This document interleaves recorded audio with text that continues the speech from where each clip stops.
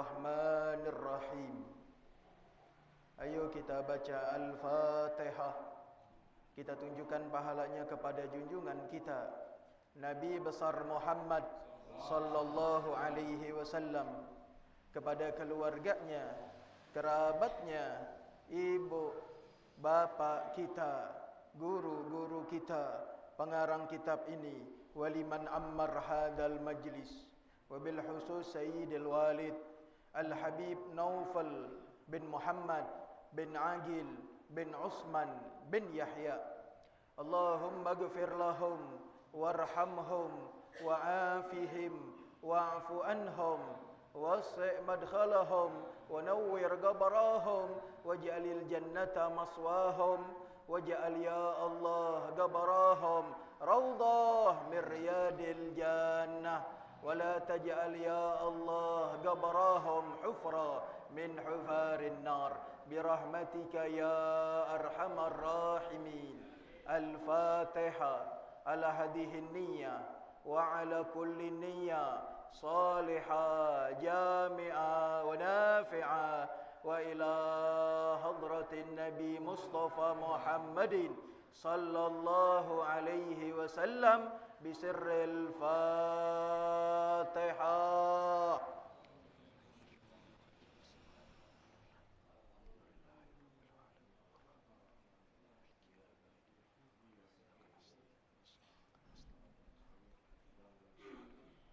Bismillahirrahmanirrahim. Wa an Abi Hurairah radhiyallahu anhu qala inna Rasulullah sallallahu alaihi wasallam naha ayusnadiya bi ajmi aw rasin wa qala innahuma la yutahrani rawahu Darqutni wa sahihahu wallahu a'lam. Ahsanallahu ilaik. Bismillahirrahmanirrahim. Alhamdulillahi rabbil alamin. Allahumma salli ala sayyidina Muhammad wa ala ali sayyidina Muhammad. Qala al-musannif rahimahullah wa nafa'ana bi barakati ulumihi wa bikum fid daraini amin. Rabbi shrah li sadri wa yassir li amri wahlul 'uqdatam min lisani yafqahu qawli. Allahumma rzuqna ilman nafi'an wa amalan salihan mutaqabbala wa anta radin anna wa la haula wa la quwwata illa billahil aliyyil azim. Rabbana la ilma lana illa ma 'allamtana innaka antal alimul hakim. Bismillahirrahmanirrahim.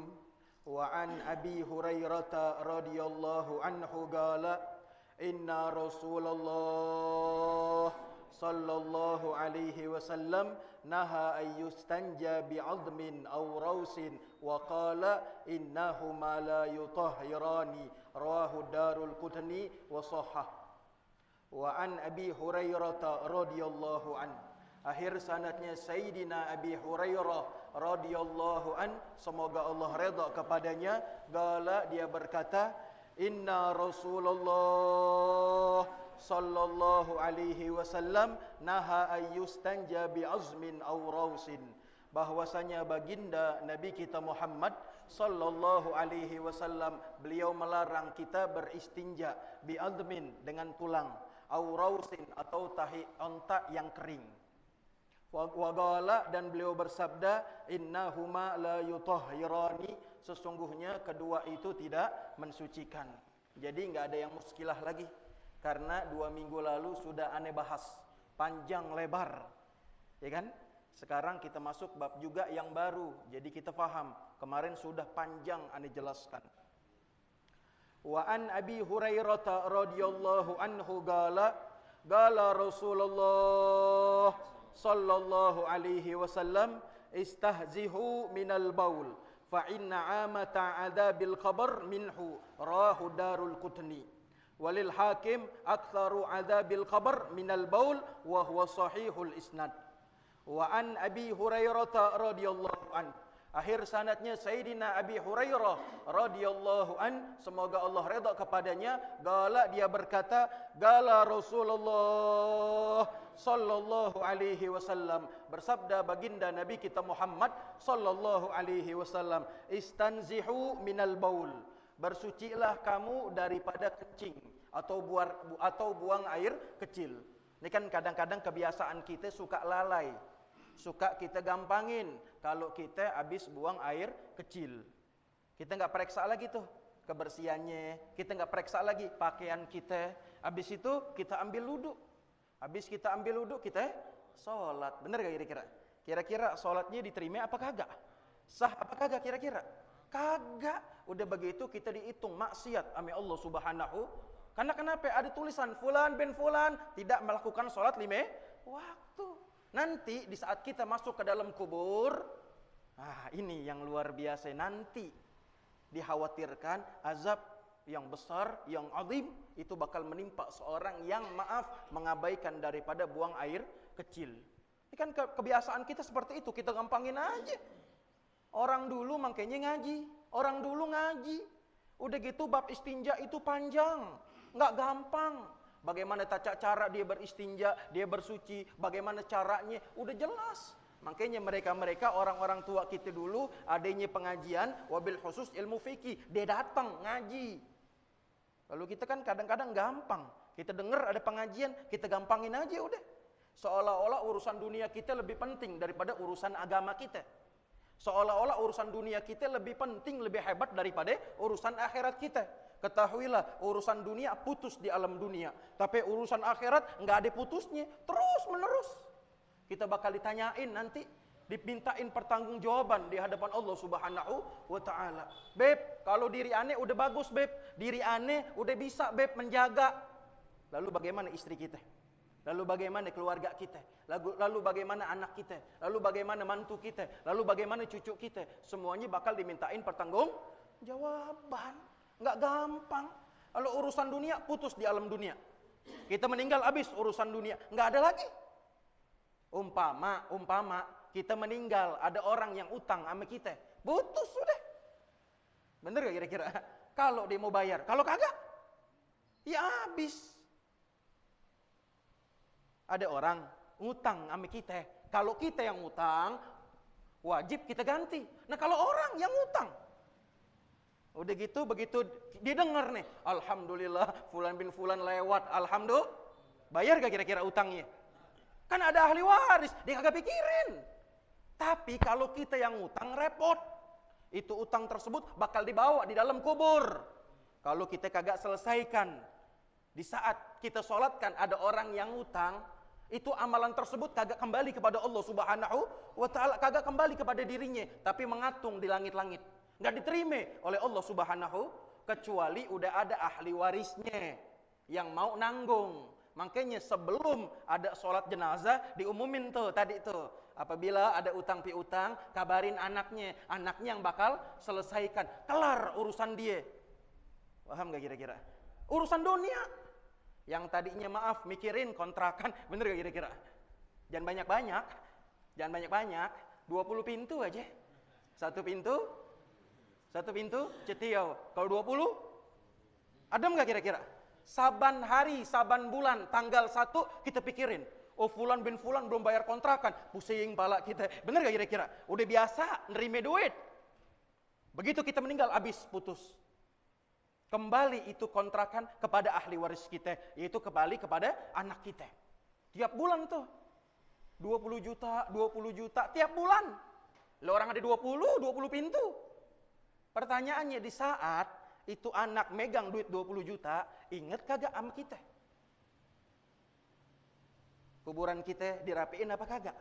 Diziarahin apa kagak? Nanti ada acara haul apa kagak? Ngundang orang apa kagak? Iya dong? Itu urusan akhirat tuh. Kalau yang tadi urusan dunia, ente punya mobil habis, ente punya istri yang cakep, ente sayang banget sama istri ente, begitu ente meninggal, putus. Tapi kalau urusan agama, urusan akhirat panjang.